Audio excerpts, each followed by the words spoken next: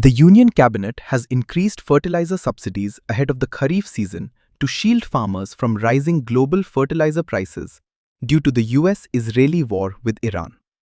The government has raised the nutrient-based subsidy by 11.6% compared to last year, approving a total outlay of 41,534 crore rupees for phosphatic and potassic fertilizers.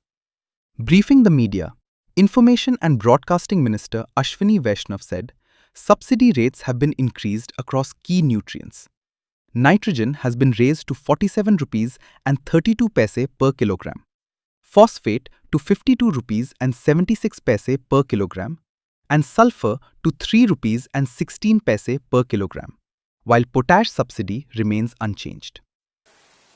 हम सब जानते हैं कि माननीय प्रधानमंत्री श्री नरेंद्र मोदी जी ने कोविड हो चाहे वेस्ट एशिया में कॉन्फ्लिक्ट हो, किसानों के लिए, किसान भाइयों के लिए एक हमेशा एक तरीके से एक सेफ्टी शील्ड बन के खड़े हुए हैं, सेफ्टी शील्ड बन के खड़े हुए हैं और किसी भी तरह के फर्टिलाइजर में अप्स एंड डाउन्स जो भी आए, कभी उसका प्रभाव हमारे किसानों पे पड़ने नहीं दिया है। टोटल सब्सिडी अमाउंट इंक्रीज हुआ है 4,317 करोड़ रुपीस से, और जहां पर भी इंटरनेशनल प्राइसेस में चेंजेस आए हैं उसके हिसाब से डिपेंड किया। पोटैश के इंटरनेशनल प्राइसेस में कोई चेंज नहीं आया है, कोई इंक्रीज नहीं आया है। बजट में रखा गया था 54,000 करोड़ रुपीस का प्रोविजन रखा गया था, बजट में 54,000 करोड़ रुपीस का प्रोविजन रखा गया। The move comes amid rising global fertilizer prices, triggered by supply disruptions linked to the ongoing conflict in West Asia. India relies heavily on imports of fertilizers such as urea, DAP and muriate of potash, as well as liquefied natural gas, a key input for urea production. West Asia accounts for nearly half of India's DAP imports, with Saudi Arabia being the largest supplier. Global DAP prices have risen by around 20% since the conflict began, impacting supply chains.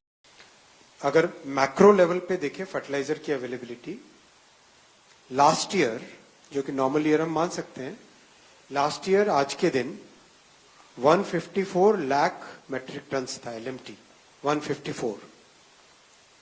इस साल 180 lakh metric tons है as on today. Availability का प्रश्न आपने क्यों पूछा मुझे नहीं पता, लेकिन अवेलेबिलिटी पिछले साल से भी ज्यादा है। 180 lakh metric tonne already available है। यूरिया का 63 लाख मेट्रिक टन अवेलेबल है। डीएपी का 22, जो कि कंपेयर टू लास्ट ईयर 12 था, उससे 12 के कंपैरिजन में 22 है। एनपीके 56 है compare to 39 of last year. MOP 12 है, एसएसपी 25 है।